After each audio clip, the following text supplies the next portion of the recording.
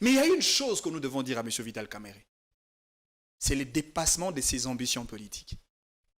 Parce que nous avons un précédent, nous avons une jurisprudence politique qui existe à charge de l'honorable Vital Kamerhe. Moi, je fais partie d'un bateau qui soutient la candidature et honorable Vital Kamerhe. Parce que moi, dans ma logique, je me disais, la candidature de Christophe Mbosso était incompatible au nom de l'équilibre sociologique. Parce qu'on ne peut pas admettre un premier ou une première ministre femme reprenant la zone Congo central, Bandundu. Le Congo central, c'est une zone linguistique commune. Et en même temps avoir un président de l'Assemblée nationale, un Congo. Ça ne passe pas. Ça frise l'équilibre sociologique. Et donc, la candidature de M. Mbosso était déjà écartée. Et de l'autre côté, le professeur Modeste Bahati, du Sénat à l'Assemblée nationale, cette passerelle n'existe pas parce que les chambres du Parlement ne sont pas des chambres de la maison de M. Modeste Bahati. Pour le chambre, président à Sénat, pas qu'il y ait une chambre sous président à l'Assemblée nationale. Toute question du poids politique, non, mais de sa moisson aux élections. L'éthique, le bon sens, la moralité. Rien ne l'interdit. S'impose aussi. Je pense que monsieur... Tout comme on peut venir du gouvernement à l'Assemblée nationale. Monsieur Bahati a été buté à ces problèmes de l'incompatibilité d'éthique, un problème de moralité. Et Vital Kamerhe était le seul candidat qui répondait aux critères parce qu'il venait du gouvernement. À cela ne tienne. Mais après, il est élu président de l'Assemblée nationale. Est-ce Vital Kamerhe gare à ses ambitions démesurées? Mais bien sûr que oui. Gare à ses ambitions démesurées.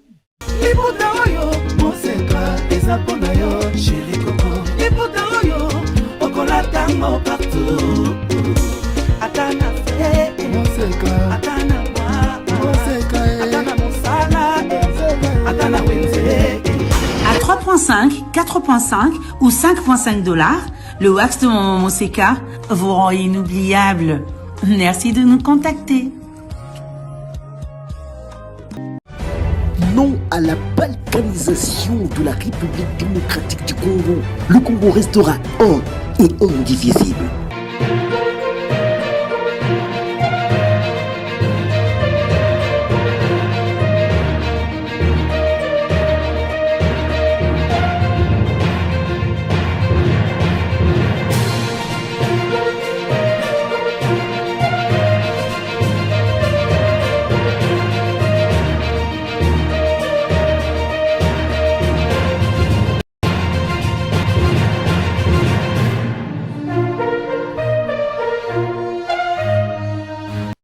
Quand on disait ici que rien n'était gagné pour Vital Kamerhe, on ne croyait pas si bien dire.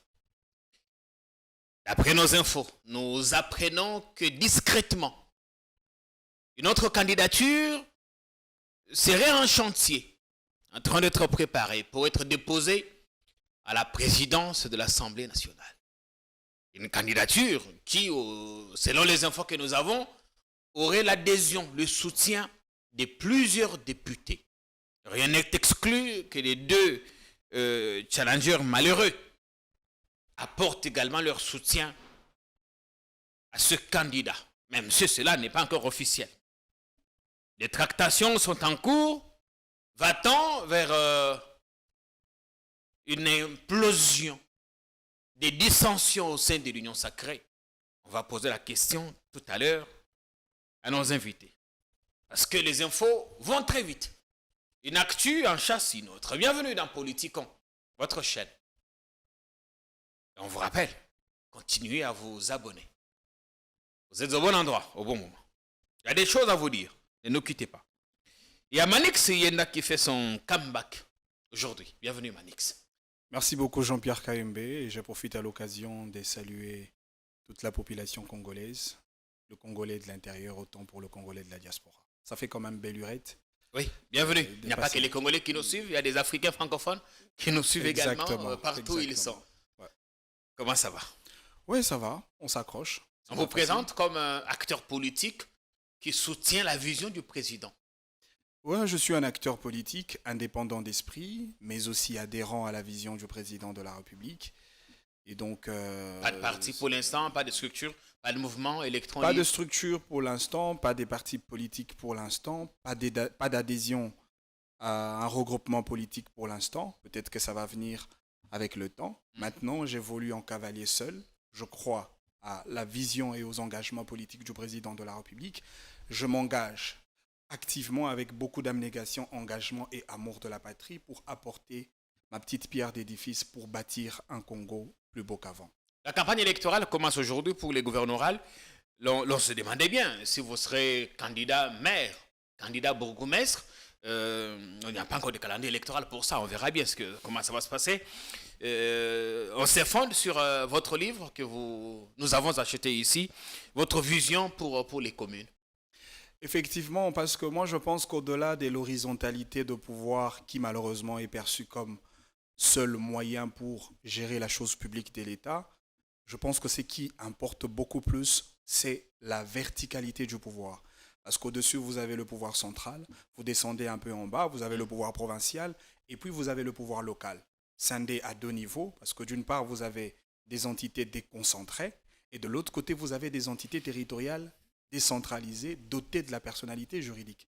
Ce qui explique le deux mécanismes en droit administratif qui s'est fait en termes de transfert ou de délégation de pouvoir selon qu'il s'agit soit des entités déconcentrées ou soit des entités décentralisées. Alors moi, j'avais voulu ramener une autre manière de gérer la République. Au lieu de gérer le pays du haut sommet, alors je pense qu'il serait quand même important de gérer les Congos à partir du bas. Il faut que le citoyen qui est dans une avenue, dans un quartier, dans une commune, sente la fraîcheur du développement parce qu'au niveau de la commune, il y a des services publics de l'État qui sont exécutés par les organes communaux.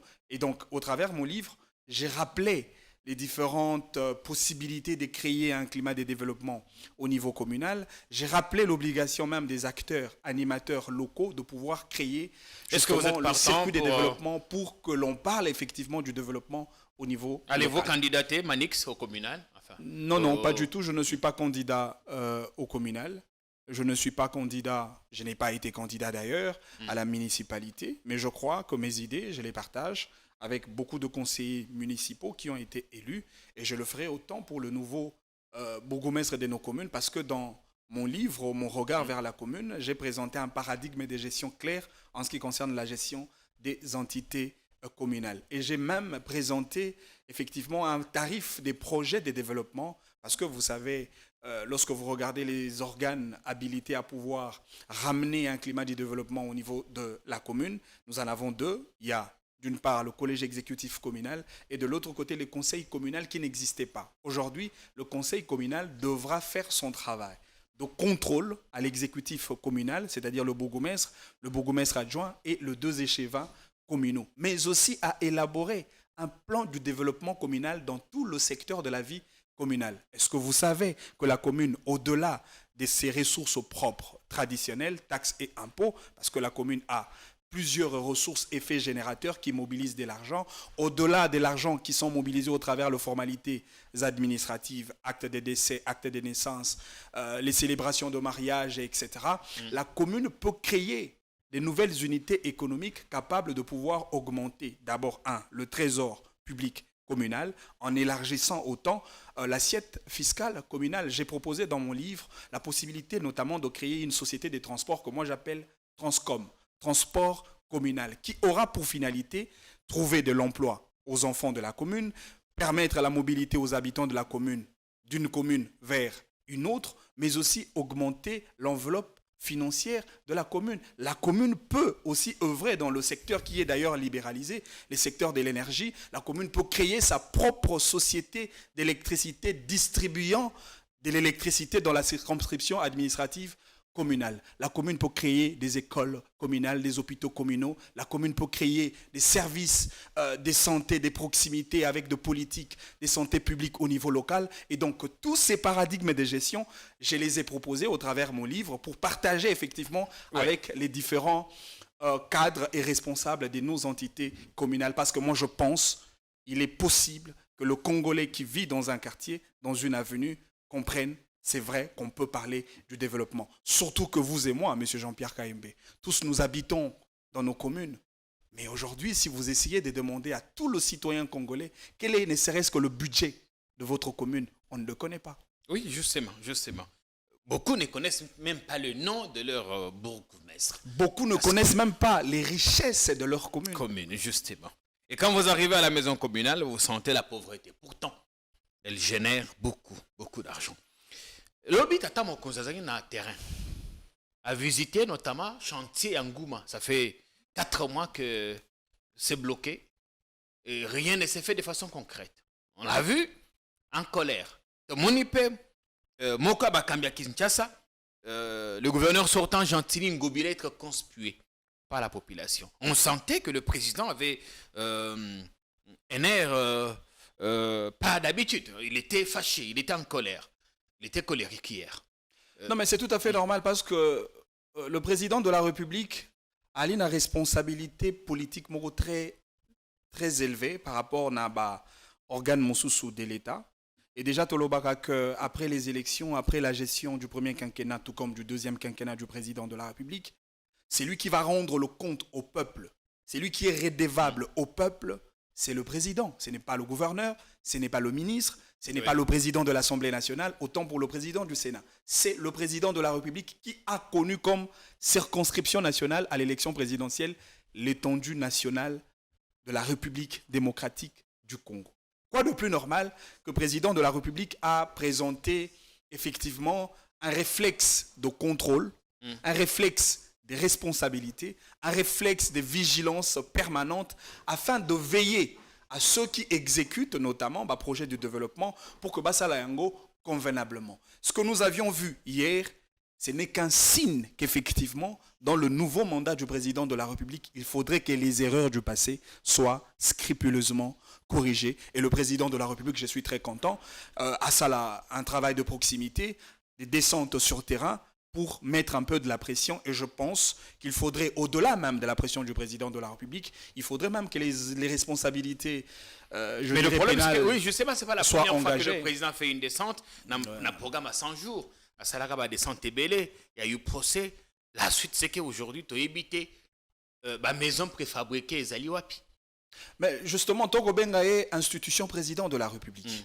Parce que dans la configuration globale, il y a l'État. Tozali na institution basali répartie selon la classification traditionnelle de pouvoir. On a Otobenga le pouvoir exécutif dans son aspect bicéphaliste, le président de la République et le gouvernement. Bango be bali na responsabilité na bango en tant que exécutant. Na onyo suetalami ba décision yamboka. Mais de l'autre côté, il y a le Parlement dans son aspect bicaméral, l'Assemblée nationale et les Sénats. Et enfin, vous avez le pouvoir judiciaire. Déjà que Montesquieu, avec sa théorie des séparations de pouvoir, ne voudrait pas qu'il y ait, superposition de pouvoir, interférence de pouvoir, parce que la séparation de pouvoir voudrait que le président de la République assouk un sphère de compétences, il y a exécutif national. C'est-à-dire, à chaque fois qu'il y aurait des problèmes. C'est vrai, le président de la République a Koriko Betambata na Mesa. Ouais. Le président de la République peut lever le ton, mais au-delà de tout ça, le parquet, le tribunal, le cour devra récupérer l'affaire pour établir la responsabilité pénale à charge de toutes les personnes qui tomberaient, par exemple, dans des cas de détournement, dans des cas de corruption, dans des cas de la fraude, dans des cas d'actes où ils allaient considérer comme compromission à la sacralité de la vie de la République. Le président Tshisekedi a fait sa part. Et donc, nous devons dire que le parquet, le cours des tribunaux, ils sont malades, le procureur général ils sont malades. de la République doivent faire leur travail pour que la sérénité dans la gestion de la chose publique de l'État soit établie. Bien évidemment, la justice est malade, mais l'a-t-on déjà amené à l'hôpital? À quelle étape de traitement se trouverait-elle? Ça, c'est des questions qui n'ont pas encore de réponses. Des commanix, autant qu'on a qui ça, c'est une vision pour la commune. Est-ce que ça, comment on a basé là, qui ça, en parlant de la justice est malade, je ne voudrais pas laisser cette affirmation qui devient à une certaine mesure une opportunité pour établir la faiblesse dans le discours du président de la République. Ah, ça, c'est lui-même qui alors que le président a été sincère et vrai, et on ne peut pas reprocher le président pour sa sincérité. Mais il faudrait d'abord se rendre compte qu'on est malade pour aller vers le médecin. Et lorsqu'on va vers le médecin, c'est alors qu'on va administrer une thérapie appropriée pour éradiquer la maladie. C'était pas pour Mais la première pendant fois qu'il 18 ans, décriait le rôle de la justice. mais Ce n'est pendant pas- 18 ans, la santé du Congo était tellement déplorable au point que ceux qui géraient le pays ne savaient même pas que le pays était malade. Ok. Pendant 18 ans. Mais maintenant. Maintenant, Vous il avez- faudrait une conscience prise, se rendre compte qu'on est malade En 5 et ans- s'engager en 5 dans ans- une dynamique pour administrer une thérapie. En 5 ans, on a appropriée. continué à dire qu'on est malade. Non, mais oui, on était malade. oui. Mais en 5 ans, l'on a construit SUS Université avec, je vais dire, construit et réhabilité SUS Université qui était dans des conditions très déplorables. Je vous parlerai de l'Université de Kinshasa. Je vous parlerai de l'Université pédagogique nationale, UPEN, avec des bâtiments complémentaires. L'Université de Kolwezi. on a réhabilité les hommes qui ne sont pas encore occupés jusqu'à. Non, mais aujourd'hui, les étudiants sont là. Les étudiants de dernier cycle, première licence et deuxième licence, sont logés dans des conditions moyennement acceptables Ça, et c'est à l'UPEN. humaines. À l'UPEN, on a vu Non, mais également même à l'UNIKIL. on a vu des plafonds s'effondrer. Là aussi, J'y étais la hier. la qualité du travail qui Donc pose vous ne problème. pouvez pas reprocher à un président qui procède par la réanimation d'un pays qui était dans un état de coma. L'INBTP Kinshasa, l'université de Kolwezi, l'université de Lualaba, l'université de Kananga, de Mbujimaï. Pendant ces 5 ans, dans un pays qui était malade, on a pris le défi de construire quand même l'aéroport de Lualaba, l'aéroport de Kisangani en pleine phase de finition. Évidemment, D'autres faut pas- aéroports sont faut en pas chantier, oublier qu'il y a l'aéroport de Il y a des Mbujimaï, vieux etc. projets, des vieux projets. Toujours dans ce 5 ans où le pays était Là-bas, malade. tout comme qui s'est gagné, c'est des vieux projets. Mais vous qu'on a connaissez trouvés, quand même. Qui étaient déjà lancés, qui avaient déjà atteint un certain niveau. Non, mais écoutez, Justement parce que il faudrait... Non. Si vous parlez notamment de l'université de Mbujimaï qui a coûté 40 millions, on est d'accord. L'argent du RAM. On est d'accord qu'on a construit. Et on verra bien ce que ça va donner pour un bâtiment à 40 millions. On verra bien ce que ça va donner. L'hôtel du gouvernement sur le boulevard du 30 juin a été construit autour de 32 ou 36 millions. On verra ce que ça va produire. Mais l'aéroport de Bangboka à Kisangani, tout comme l'autre côté, ça, c'est des vieux projets conçus, financés déjà. Qui Mais existaient. de vieux projets, certes, Ouais. conçus par les prédécesseurs du président Tshisekedi, certes. Mais le principe de la continuité voudrait que l'on C'est ça. maintienne le même projet, certes, Ouais. et en finir. C'est comme ça que j'ai toujours dit la paternité de la gloire Ouais. entre des gestionnaires. Un, c'est lui qui a conçu, mais qui n'a pas terminé. C'est lui qui n'a pas conçu, a terminé. Alors la gloire revient à celui qui termine l'ouvrage. La gloire, c'est au président Tshisekedi. Alors, Kabila là- nous a permis d'avoir on la détourne. gratuité. Kabila nous a permis d'avoir la gratuité de l'enseignement de base qui était lettre morte consacrée dans la constitution de notre pays. Tshisekedi matérialise, la gloire revient au président Tshisekedi. Et la gratuité, Kabila a conçu. la gratuité de l'enseignement de base avait commencé Non, pas du tout. partiellement Pas dans du certaines tout. régions, en tout Pas cas du tout. chez moi au C'est le Kassai. président Tshisekedi Chez qui moi, au a Kassai, matérialisé dans le le Congo projet de la central. gratuité de l'enseignement de base. Non, j'ai dit Kabila n'y est pas allé totalement, mais c'était partiellement. C'est des informations qui existent et ce n'était pas dans toutes les provinces. On a pris des provinces qui avaient des problèmes en termes de financement des recettes, mobilisation pardon, des recettes. Le Kassai, on est parti de la première à la 3e année primaire, y compris le Congo central, et ils y allaient graduellement. C'était ça, mais Dites pas dans toutes les carrément, provinces. dites carrément que l'hôpital Mamaïmo a été réhabilité par Joseph Kabila. Non, enfin, Dites carrément J'ai- que le stade de Tata Raphaël a été réhabilité par Joseph Kabila. je ne Dites dis- carrément que Un autant instant. Non. des écoles Je n'ai pas non plus construites dit. dans les différents Non, territoires non. de notre pays ont été construites Non, par tout ce, Joseph que j'ai Kabila. fait, tout ce que j'ai fait, c'est quand vous essayez de mettre la confusion, je vous ramène sur le droit Non, chemin. moi je ne Je suis ne pas dis dans pas la... que le président Tshisekedi n'a rien fait. Je n'ai pas dit ça. Je ne suis pas dans la Ouais. confusion, monsieur Jean-Pierre Kaïmbe. Bien au contraire, je suis dans une précision de Non, si vous faites un mélange, là, je vous ramène. J'ai bien dit Ouais. à celui qui a conçu, mais qui n'a pas terminé, et à celui qui n'a pas conçu, qui a terminé, la gloire revient à celui qui a terminé l'ouvrage. Voilà. Mais comme maintenant très nous clair. parlons, Tokobeta Masolo et Nicolas Kazadi, Makambo ya balampadaire, ya bani, yaza ko ramener responsabilité na ministre des Finances à Kala. Parce que c'est bangonde va concevoir qui projet. Gloire Sikoyo. Quand on détourne, on dit non, c'était un vieux projet. Quand on détourne, c'était un vieux projet. Quand ça finit, la gloriole revient à ceux qui sont au pouvoir. C'est comme Mais ça que ça se fait. justement, je suis dans la même logique et je crois que vous revenez maintenant dans ma logique. C'est-à-dire, c'est vrai, on peut parler d'un ancien ministre, d'un ancien gouverneur qui a conçu le projet, qui a lancé le projet. Mais à quel moment le fonds de l'État a été décaissé par la signature d'un ancien ministre ou de l'actuel ministre. C'est à ce moment que je ne suis pas d'accord avec M. Nicolas Kazadi. Je vous prends le cas de M. Mike Kassenga. Mike Kassenga Aline de Koyo, Toyebi Azali dans le service d'exécution de projets de développement, Aline la société Nae. Mais l'État congolais a salaka recours Nae, Mike Kassenga depuis à l'époque de Mouzé. Pour na kotonga banzela. Mike Kassenga a salaka musala malamu te Mouzé a zoye a Tchaïna Boloko. Quelques années plus tard, Joseph Kabila est parti. Tshisekedi est venu. Mike Kassenga a biman en prison. Mike Kassenga a fondé l'État, la justice, pour avoir été arrêté de manière arbitraire.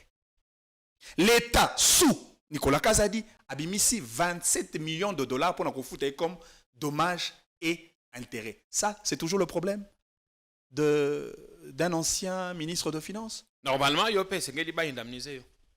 Parce que bakanga yo arbitrairement. So il ngapé bakanga arbitrairement. Pour réserver les gens alors 27 millions de dollars parce que ngapé bakanga arbitrairement. Donc voilà, donc ce n'est pas. Mais Nicolas a mis fait quand même à la polémique à lobby Yena Mike Kassenga. Aucun lien de famille, il ne se connaissait pas jusqu'il y a quelques années. Non, mais ça c'est un faux fouillant. Ces discours ne tiennent pas la route. Comment même Mike Kassenga est indemnisé à la hauteur de 27 millions de dollars comme dommages et intérêts, pour une simple arrestation arbitraire, s'il vous plaît. Même Mike Kassenga a se retrouvé dans un projet à forage. Comment on peut faire le lien? Il a dit que c'est un projet qu'il a trouvé. Mais comment on peut faire le lien? Le même Mike Kassenga qui a bénéficié de 27 millions de dollars par Nicolas Kazadi, le même Mike Kassenga se retrouve dans un dossier qui fait couler beaucoup d'encre et beaucoup de salive. J'ai vu ma réaction à ministre Nabiso Excellence Nicolas Kazadi, ouais, qui fait des communications intempestives. Lobby a un briefing de presse. Une communication de plus. Mais oui, monsieur Nicolas Kazadi peut faire autant de communication politique. Et d'ailleurs, hier, je l'ai suivi sur la tribune de l'excellence Patrick Mouyaya, ministre de la Communication, porte-parole du gouvernement, qui autrefois, Nicolas Kazadi, qui traitait journaliste Israël Mutombo comme un simple infirmier. Mais cette fois-ci, il le reconnaît que c'est un journaliste intelligent. Oui, vous pouvez le reconnaître comme intelligent ou pas, mais où sont les forages pour le Congolais? Où sont les lampadaires? Vous pouvez faire autant de conférences de presse. Vous pouvez vous justifier autant. Vous pouvez même payer des députés nationaux pour justifier votre cause. Mais au final, la question reste la même. Où sont les lampadaires? Où sont les forages? La briefing de presse, à lobby, a gelé des caissements missous. Mais ce qu'il n'a pas dit, c'est que combien de forages ont été livrés? Mais justement. Et puis pire encore, M. Nicolas Kazadi, comme ministre de Finances, a émis la procédure de décaissement de fonds publics de l'État. Et les normes, les principes sont soumis pour la solo au bénéfice de la République. Pire, M. Nicolas Kazadi, qui connaît les règles de finances publiques de l'État, échappe au principe de la chaîne des dépenses. Tout le fonds, projet, ils ont 27 millions à payer M. Mike Kassenga comme dommage et intérêt. Ils ont un bon forage. Auto, ce forage a coûté 297 000 dollars. C'est abusivement qu'on appelle ça forage. Il y a des stations, il y a Balini, tout ça. Mais dans le projet, c'est bien indiqué 10 forages en raison de chaque localité. On n'a pas dit 10 centres de traitement d'eau potable dans chaque localité. C'est très clair. Donc, un forage coûte combien? Un forage coûte combien? Les traitements, l'usine de traitement coûte combien? Le premier devis de 300 quelque chose, et il a envoyé ses services sur le terrain, ils ont enquêté. Et c'est comme ça que Kosouk en a 297. Mais après, quel est le résultat? Après cette rhétorique. Est-ce que c'est à lui qu'il faut demander? Après ces faux Est-ce que c'est à lui qu'il faut poser la question? Ou au ministre du Développement Rural? Nous en prenons à M. Nicolas Kazadi. Qui supervise le projet? Certes, je ne refuse pas. Oui. Mais le grand péché de Nicolas Kazadi, c'est de décaisser l'argent de l'État, l'argent du contribuable congolais. Parce que dans cet argent, il y a aussi ma part. Notre part. Il y a aussi votre part, M. Jean-Pierre Kaïmbé. Il a décaissé l'argent de l'État en mode d'urgence, sans respecter la procédure de la chaîne des dépenses. Et dans la plupart des projets qui ont été retenus comme projets à exécuter par des sociétés prestataires, les prestataires ont été recrutés par la procédure de gré à gré et non l'appel d'offres reconnu comme moyen par excellence pour la passation. Il y a un marché public dans le cannabis. Mais alors, qui pose les cas qui n'a pas. Non. Il y a une étape, non. C'est le Conseil des ministres. C'était le gré à gré. C'était le gré à gré. Maintenant, quelle a été l'urgence? Comment on peut justifier l'urgence dans un projet comme celui des lampadaires? L'État a mis ici 13 millions de dollars en mode d'urgence. Mais pour exécuter le projet en mode d'urgence, le projet n'est pas exécuté. Ma lampadaire est ZAP, conteneur est ZAP. Ça fait maintenant 1 an que Kinshasa n'est pas éclairé. Pourtant, ce projet a été conçu pour éclairer les différentes communes de la ville-province de Kinshasa afin de lutter contre la criminalité urbaine communément appelée le Kuluna. Maintenant, où sont les lampadaires? Donc, selon vous... Comment on n'est pas cité le nom de Nicolas Kazadi? Le ministre n'a pas convaincu. Allez-y. Oui. Pas du tout, le ministre n'a pas convaincu. Parce que moi, je me pose une question. Parce qu'on attendait sa réaction avec impatience. Il a dit que ma réaction ne sera pas sans conséquence. Non, mais ce qui est pour Mike Kassenga, Abimisi 27 millions de dollars en mode d'urgence. Pour na lampadaire, Abimisi Mbongo en mode d'urgence. Pour na forage, Abimisi Mbongo et des millions en mode d'urgence. Pourquoi ils ne payent pas le policier en mode d'urgence? Pourquoi les fonctionnaires publics de l'État ne sont jamais payés en mode d'urgence? Pourquoi les médecins ne sont jamais payés en mode d'urgence? Pourquoi même le corps médical va travailler qui n'a opération d'urgence contre la Covid-19? Pourquoi ils ne le payent pas en mode d'urgence? Pour la réussite, il y a 9e jet de la francophonie. Pourquoi ils ne le payent pas en mode d'urgence? Alors que vous payez en mode d'urgence, mais le projet ne sont toujours pas exécutés en mode d'urgence. Le grand péché de Nicolas Kazadi, c'est celui-là. Il a permis que le trésor public de l'État saigne. Et à la hauteur de millions. Apparemment, il n'est pas inquiet à lobby, procureur pour la Cour de cassation, qui a fait une réquisition expert pour Nakotalas. Bisikanini, Basali, Forage. Qui s'appelle dossier à surfacturation. Apparemment, notre ministre des Finances, enfin, ministre sortant, ne se reprocherait de rien. Non, mais c'est tout à fait normal, Jean-Pierre Kaembe. Parce que le ministre a ébi, et ça l'a baqué la justice. Parce que si on talit même l'attitude du ministre d'abord, vous allez vous rendre compte que, au-delà du fait que le ministre déplore les diffamations contre sa personnalité, pourquoi le ministre n'est pas en justice contre toutes ces personnes qui diffament? C'est parce qu'il y a que ceux qui te côté la justice, on va toucher le fond du dossier. Mais il sait aussi, même si la justice le condamne, ils s'en foutent parce qu'il y a des millions. Oui, moto a eu 1 million de dollars à Pamba. Il a vendre dans la prison pendant 20 ans. Et puis chaque jour, il a dépensé 100 dollars. Ça la calcule. 100 dollars multiplié par 30 pour ça là, un mois. Et puis c'est 3 000 dollars. Si on a 3 000 dollars le mois, multiplié par 12 pour ça là, une année, et puis c'est 36 000 dollars. Si on a 36 000 dollars l'an, multiplié par 20 pour ça là, 20 ans, et puis c'est 720 000 dollars, moins de 1 million de dollars. Ce qu'on prend un bateau, 300 millions, 200 millions. C'est-à-dire qu'on vend pendant 200 ans dans Makala. Akolia na mbongo wa leta, akotonga bandaku, bana bako kende poto, bana bako tanga, akosoma mituka, okekotala epe na Makala kuna pesi au transport il y a 500 dollars. Ça veut dire que Nicolas Kazadi n'a pas peur de la justice, n'a pas peur des règles pénales prévues dans le code pénal congolais. La seule peur des criminels économiques de notre pays, c'est la peine de mort. La seule peur, c'est la peine de mort. Y compris pour ceux qui détournent les fonds publics. Mais bien sûr que oui. Kuna nesika bakobanga. Soki toche peine de mort na bato bakoyiba misolo ya mboka. Alors là, ils auront peur. Obana bakoyebisa papa. Tango koyiba otalaka. Papa, tango ko simba misolo ya mbongo ya mboka otalaka. Parce qu'on a encore besoin de vous.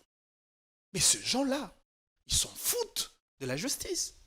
Bako kangaye, mais ya kotonga. Comment expliquer le silence du président dans cette affaire? Non, mais Naouta Koyebi que le président a ali organe dans un autre organe qui ne peut pas s'immiscer, moins encore s'interférer dans le pouvoir exclusif. Il y a justice. Il y a eu clameur publique. Dans l'affaire Sanjo, il y a eu clameur publique. Le Conseil des ministres a délibéré. On a dit, bah, ok, on pouvait accepter que Caméré s'explique. Pourquoi on ne le fait pas? Non, mais Caméré, Vital Caméré n'a pas été condamné par clameur publique. Vital Caméré a été condamné dans le respect de procédures pénales. Il y a eu d'abord clameur publique avant son interpellation, enfin, avant sa mise en détention. Non, mais s'il y a clameur publique, ce n'est pas au président de se saisir d'office. C'est au procureur général. Il y a déjà plusieurs dossiers dans ce pays mais justement, qui ont suscité une clameur publique et qui se sont exportés en Conseil des ministres. Non, mais justement, après, si les faits infractionnels sont retenus dans le dossier, si la responsabilité pénale est engagée, ce n'est pas au président de la République d'arrêter M. Nicolas Kazadi. Parce que Nicolas Lobby, récemment dans le Conseil des ministres, ministre du Développement rural a exposé qui dossier. Bonaye, il est satisfait de ce qui est fait jusque-là. Il a même demandé que Baba que c'est des fonds supplémentaires et Nicolas a dit non, je bloque. Il faut attendre d'abord la livraison du premier lot de forage. Non, mais oyebi que Moto Azali ko assumer fonction un ministre de Finances. Il ne suffit pas d'agir comme l'ordonnancier financier de la République. Ordonner la Banque centrale à décaisser de l'argent et ça s'arrête là. Le ministre de Finances a aussi la responsabilité de faire les suivis. Nao est allé exécution à finances publiques de l'État. D'où la question. Est-ce que M. Nicolas Kazadi a fait le suivi de l'exécution de fonds publics de l'État pour le projet de construction de forages et usines de traitement d'eau potable? Je dis non. Est-ce que M. Nicolas Kazadi a fait le suivi pour le projet à bas lampadaire? Je dis non. Maintenant, s'il n'a pas fait le suivi, quelle a été l'intention de base? Nathan mon candidat ministre des Finances a comme un collègue à développement rural parce que Balobi c'est un projet tout tout ça. Ndeko Sele à la Gouli. Nasuka na paragraphe asuka lobi toutefois les termes finaux du montage financier devront être préalablement soumis à mon ministère. Ça signifie que et là comment que kokati ko salemate soki Sele à la Gouli a pesi accordé. Exact. Mais Sele est parti, projet salemate. Donc on peut dire que c'est Nicolas qui a donné son accord pour que tout marche. Non mais bien sûr. C'est Nicolas Kazadi qui a la signature. Mbongo ya l'État et koki kobimate. Ce qui Nicolas Kazadi a signé était. Ce qui a pesi kitus na été. Atika ko jeter l'opprobre na ba ancien ministre, topé gouverneur, topé ministre à développement rural. Parce que c'est lui qui a signé pour que Mbongo wana ebima na banque centrale.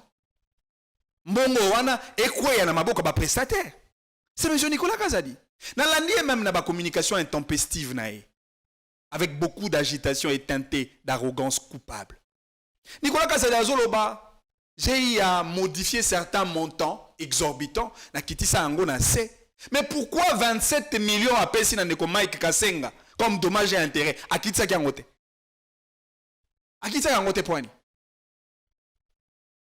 Parce que Nicolas Kazadi a ba projet mosusu oyo Sele ya la Gouli atika que Nicolas n'a pas exécuté. Nicolas n'a pas signé. Pourquoi avoir signé seulement un dossier qui favorise l'intérêt d'un individu au détriment de la République? Est-ce que vous savez que 27 millions de dollars, c'est que ça peut faire pour l'intérêt du peuple congolais? 27 millions de dollars, combien d'hôpitaux pour les militaires en Abisso, pour la famille là-bas? Combien des écoles pour le Congo? 27 millions de dollars, à la hauteur de combien de kilomètres? 27 millions, combien de policiers de notre pays? 27 millions, combien de fonctionnaires publics de l'État?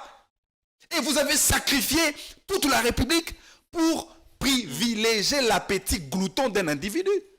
C'est par là, je donne raison à ceux qui disent que M. Nicolas fait ces choses parce qu'en contrepartie, il attend la commission, le chômage et tout. Nabimi, c'est 27 millions.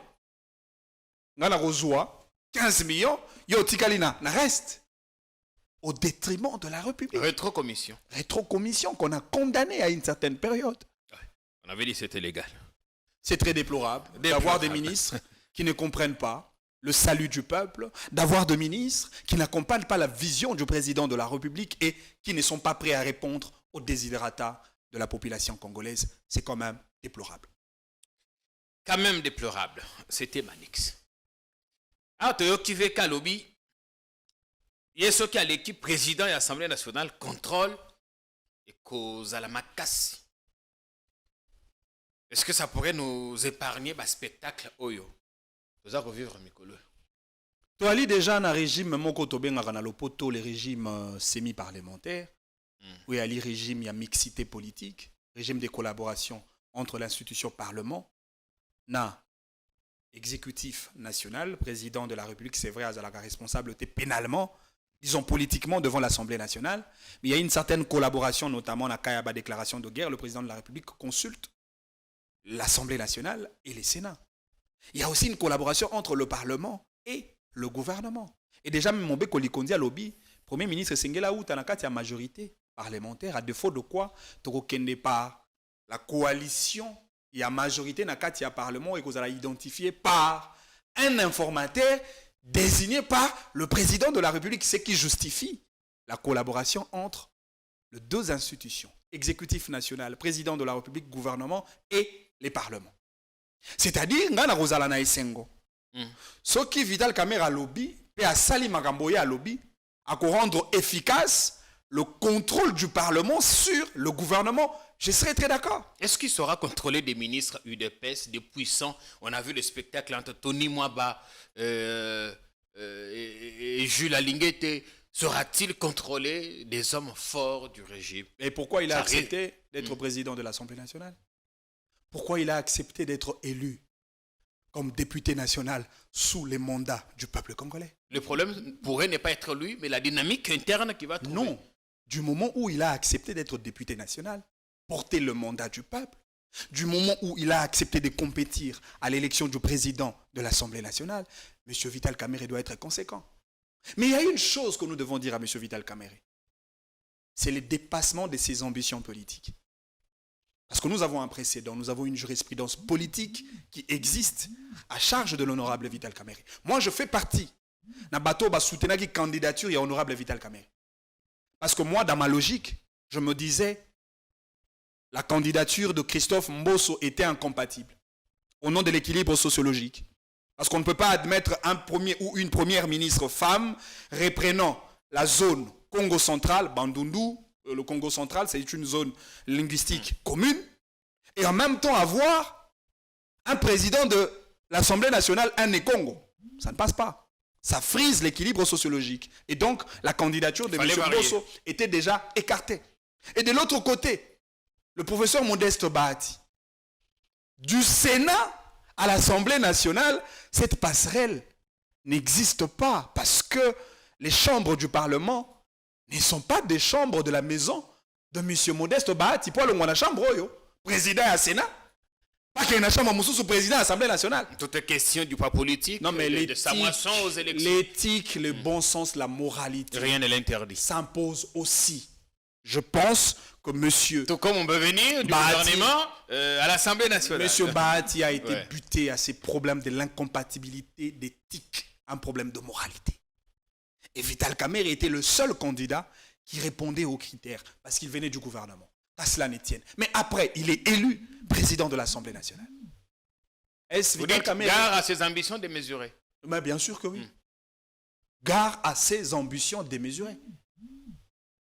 Monsieur Vital Kamerhe, comme président de l'Assemblée nationale, ne doit pas créer une promiscuité politique au sein de l'Assemblée nationale pour justifier son ambition en tant que prochain candidat à l'élection présidentielle de 2028. On a besoin de lui à l'Assemblée nationale, non pas comme un acteur politique, politicien, mais on a besoin de lui comme un contrôleur du gouvernement. Il peut nourrir des ambitions, c'est légitime. Non ben écoute... Ouais. Tshisekedi ne sera pas au pouvoir. S'il a besoin de nourrir ses ambitions, le cadre idéal, c'est son parti politique, l'UNC, Union pour la nation congolaise. Donc aujourd'hui, quiconque exprime ses ambitions pour 2028. Non mais là au Parlement, on n'a pas besoin de ses ambitions, on a besoin qu'il travaille pour le compte du peuple. Bien que ça. Quelle est la qualité du contrôle parlementaire sur les ministres de notre pays? C'est ça ce qu'on a besoin. Le contrôle politique du Parlement. On a besoin d'une démocratie de qualité qui doit commencer par la démocratie parlementaire. On a besoin des réformes de nos textes juridiques. C'est ça le rôle du Parlement. Légiférer le loi et le loi qui doivent répondre aux besoins de la population congolaise. On n'a pas besoin des appétits gloutons, des intérêts politiques et personnels de M. Vital Kamerhe. S'il en a besoin, les cadres indiqués, c'est l'UNC et non l'Assemblée nationale. Voilà. Alors, donc, désormais, quiconque nourrit des ambitions commet un crime de lèse-majesté. Quand on est responsable public, responsable d'une institution, on cesse d'être membre d'un parti politique. C'est vrai, les ambitions sont légitimes, mais il y a un cadre pour lequel on peut exprimer vos ambitions politiques. Voilà. J'en veux bien. Alors, nous apprenons qu'après sa victoire aux primaires, qu'il se préparerait en coulisses une autre candidature pour le contrer. Il nous revient que plusieurs députés n'ont pas digéré sa victoire. Beaucoup, j'ai pu discuter avec certains qui me disaient qu'ils auraient souhaité que le vieux Mbosso passe, mais l'on ne comprend pas comment VK est passé. Trouvez-vous ces manœuvres possibles où on arrivera à les dissuader? Moi, je me demande quelle est la magie. Quel est le mécanisme pour procéder à ce que vous dites là? Parce que Vital Kamerhe a été déjà élu président de l'Assemblée nationale. Encore que l'élection à président de l'Assemblée nationale n'est pas ou n'a pas connu le système de ballottage, le deuxième tour. L'élection à présider à l'Assemblée nationale, deuxième tour est raté.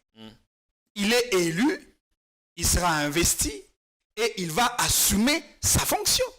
Il est allé auprès du président de la République et le président l'a félicité comme président de l'Assemblée nationale élu. Ce n'est pas une façon d'influencer le vote. Non. Parce qu'il faut laisser les ambitions s'exprimer. Si quelqu'un d'autre a l'intention de se porter candidat, que les urnes tranchent, Manix. Non, mais s'ils veulent être candidats, c'est dans une autre manche électorale, pas celle-là. Parce que l'élection de Vital Kamerhe devient déjà un passé du moment où il a été déjà élu.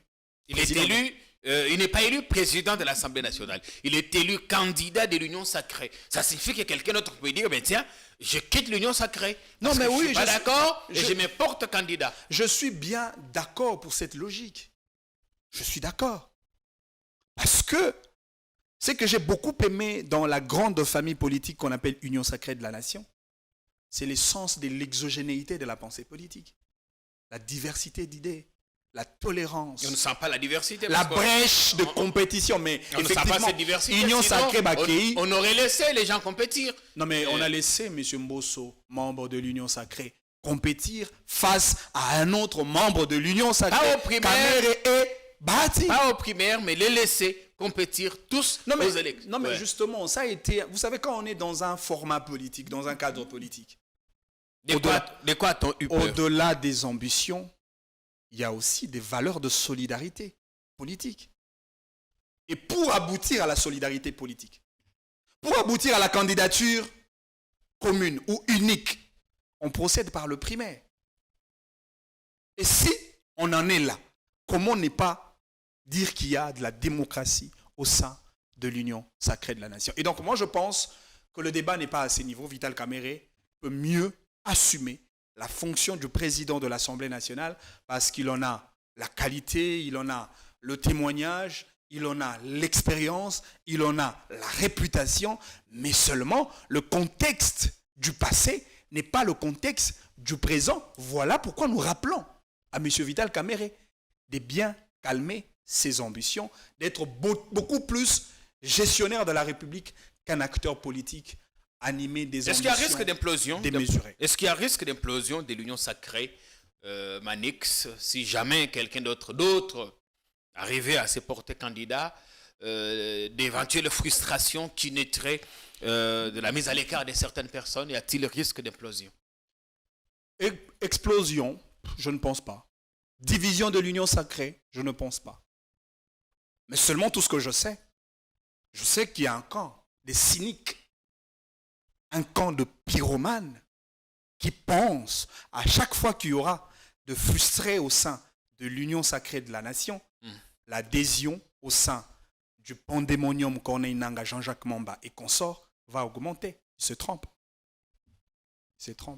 Même si Bahati n'est pas élu, je ne pense pas que le professeur Modeste Bahati va intégrer le mouvement de Corneille Nangaa. Parce qu'il a été frustré. Nangaa n'est pas la seule alternative. Non, écoute, d'autres peuvent faire frustré l'opposition. ou pas, Ouais. vous avez déjà assumé les responsabilités publiques de l'État, alors laissez la place aux autres. C'est pas la prison que quand quelqu'un n'est pas d'accord, qu'il n'exprime pas. Mais le Congo n'est pas non plus le pays des Mbosso, à lui seul. Je ne parlais pas de Mbosso quand j'ai pas de frustration. Non, mais Et justement, après, je le voudrais bureau, dire tout simplement. après le Non, mais gouvernement. nous autres qui ne sommes pas dans les institutions, on n'a pas le droit d'être frustrés. Ils disent qu'ils ont un poids politique. Et nous n'avons pas de poids politique. En termes de représentativité, ils ont ramené des élus. Et si Aux on parle en dernières termes élections. maintenant d'action pour le peuple? Ah, ça, c'est au peuple de juger. Ah ben bien. Manix, merci beaucoup d'être venu.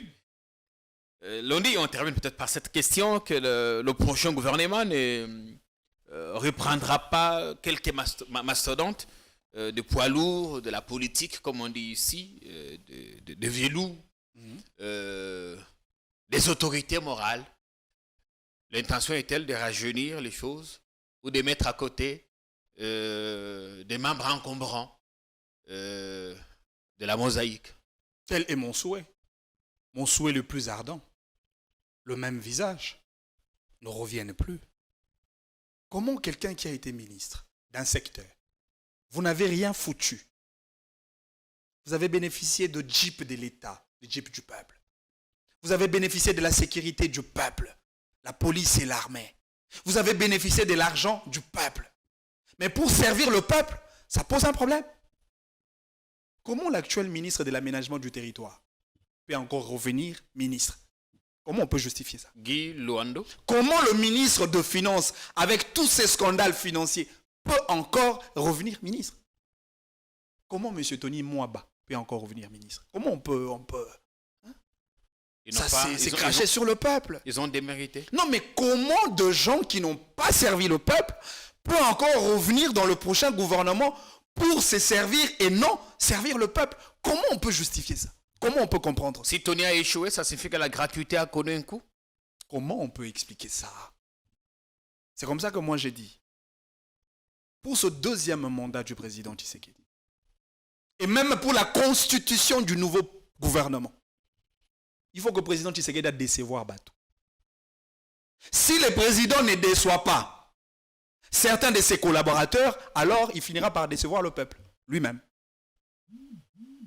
Toza ba master, oui. Master, oza compétent, moi na peso kopa mboka et ate. Toza ba frère, oui. Mais mon frère, oza incompétent. Moi na peso gestion mboka et ate. Président, il faut décevoir ces gens-là. Parce que si vous ne décevez pas ces gens-là, attention, vous finirez par décevoir le peuple. Et quand vous décevez le peuple, là, ça devient très dangereux. On a fini, Manix. Merci d'être venu. C'est à moi de vous dire merci, M. Jean-Pierre Caillou. Merci également à vous pour le temps que vous avez pris à nous regarder. On espère que vous avez apprécié. On se retrouve demain pour une autre émission. Bonsoir.